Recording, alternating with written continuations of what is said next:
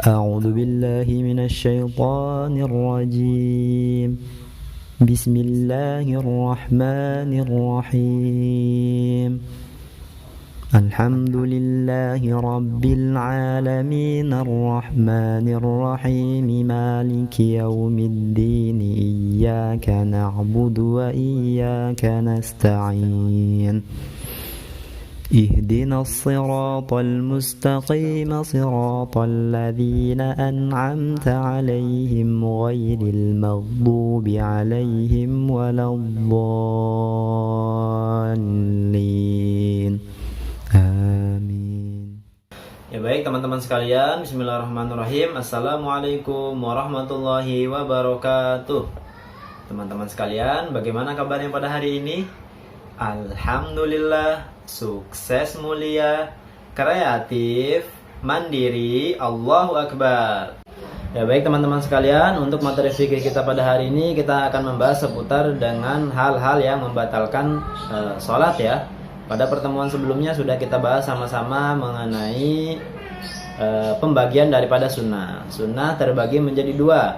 Yang pertama adalah sunnah ab'ad, kemudian yang kedua adalah sunnah hayat. Apa itu sunnah ab'ad? Sunnah ab'ad adalah sunnah yang jika kita lupa mengerjakannya atau tidak mengerjakannya, maka kita diharuskan untuk mengerjakan sujud sahwi. Itu yang pertama.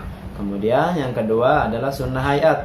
Apa itu sunnah hayat? Sunnah hayat adalah sunnah yang jika kita lupa mengerjakannya, maka tidak perlu diganti dengan sujud sahwi.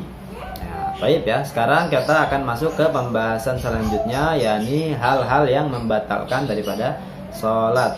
Hal yang membatalkan daripada sholat itu ada 6 perkara ya. Yang pertama adalah meninggalkan salah satu daripada rukun sholat. Yang pertama. Kemudian yang kedua, keluar sesuatu dari kubul dan dubur ataupun bagian depan dan bagian belakang ya. Kemudian yang ketiga, mengucapkan kata-kata di luar bacaan sholat. Kemudian yang keempat, hilang kesadaran karena tertidur atau mabuk. Yang kelima, makan dan minum dengan sengaja. Kemudian yang keenam, banyak bergerak di luar ketentuan daripada sholat. Sekarang akan kita bahas sama-sama mengenai hal-hal yang membatalkan sholat secara ringkas ya. Yang pertama adalah meninggalkan salah satu daripada rukun sholat. Semisal rukun sholat itu contohnya adalah surah Al-Fatihah ya. Maka ketika kita tidak membaca surah Al-Fatihah, maka sholat kita akan menjadi batal ataupun tidak sah ya, karena rukunnya tidak terpenuhi secara sempurna.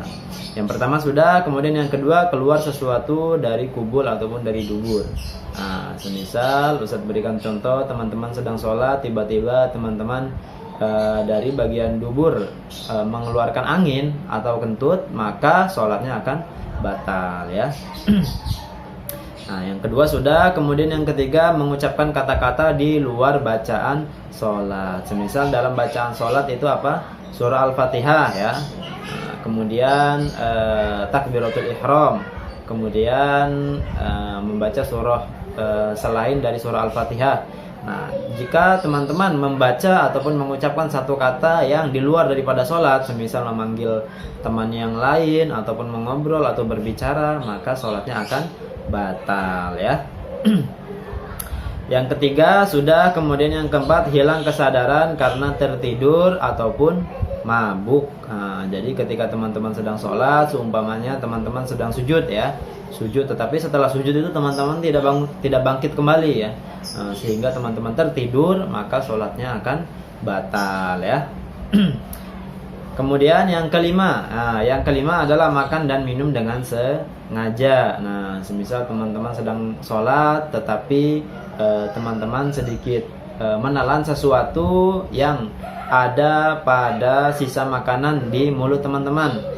Makanya sebelum daripada mengerjakan sholat, teman-teman harus berwudu terlebih dahulu ya, sebelum daripada mengerjakan sholat, khususnya di bagian daripada kumur-kumur. Khawatir ada sisa-sisa makanan yang belum bersih ataupun belum tertelan. Kalau tidak berkumur-kumur di dalam berwudu, tidak berkumur-kumur secara sempurna, khawatir nanti ketika sholat akan tertelan ya. Semisal teman-teman menelan sesuatu yang sisa makanan yang berada di mulut, maka sholat dari teman-teman akan menjadi batal ya, karena itu dihitung daripada makan ataupun minum dengan sengaja. Nah, seperti itu ya. Kemudian yang terakhir, yang keenam adalah banyak bergerak di luar daripada ketentuan sholat. Nah, jadi gerakan sholat kita sudah hafal ya. Ada takbir, kemudian ada ruku, ada sujud, kemudian ada duduk tasyahud awal ataupun duduk tasyahud akhir.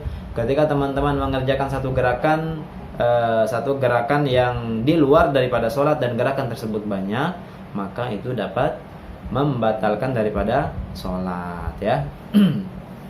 Seperti itu. Misalkan teman-teman bercanda ataupun saling dorong ataupun macam-macam ya. Yang jelas teman-teman mengerjakan satu gerakan di luar gerakan sholat dan gerakan tersebut banyak, maka sholat teman-teman akan batal. Nah, seperti itu ya teman-teman. Nah, kemudian pembahasan berikutnya adalah membiasakan sholat fardu. Nah, jadi ketika teman-teman sudah hafal gerakan-gerakan sholat, kemudian bacaan-bacaan sholat, maka teman-teman harus membiasakan diri untuk mengerjakan sholat fardu ya. Kalau dalam mengerjakan sholat fardu teman-teman bisa mengerjakannya di masjid dan tidak bermain-main, maka itu lebih baik lah, lebih bagus ya. Karena akan menimbulkan daripada keseriusan ataupun kekhusyuan kita ketika kita mengerjakan sholat secara berjamaah. Tapi kalau teman-teman khawatir kalau mengerjakan sholat fardu akan bermain-main di masjid, akan bertemu teman-teman kemudian diajak main-main semisal ya, maka teman-teman mengerjakan sholat fardu di rumah itu lebih baik. Yang jelas ketika teman-teman sudah mengerjakan, sudah mengetahui daripada tata cara sholat fardu itu harus dibiasakan ya. Baik sholat fardu maupun sholat sunnah ya, seperti sholat duha ataupun sholat isyraq ataupun sholat tahajud ya, itu harus dibiasakan ya. Mungkin awal-awal ketika teman-teman mengerjakan sholat fardu, mungkin awal-awal itu harus dipaksa ya, harus dipaksa oleh orang tua, harus dipaksa oleh ayah atau bundanya, harus dipaksa oleh kakak ya. Tetapi ketika sudah dibiasakan, sudah menjadi rutinitas kita, maka insya Allah kebiasaan baik tersebut akan istiqomah melekat dalam keseharian kita. Maka dari itu harus dibiasakan ya. Baik sholat fardunya dibiasakan tepat waktu maupun sholat-sholat sunnahnya seperti sholat duha. Seperti itu ya teman-teman. Baik teman-teman sekalian, mungkin itu saja dari Ustadz. Mohon maaf bila ada kekurangan. Wabillahi taufiq wal hidayah. Wassalamualaikum warahmatullahi wabarakatuh.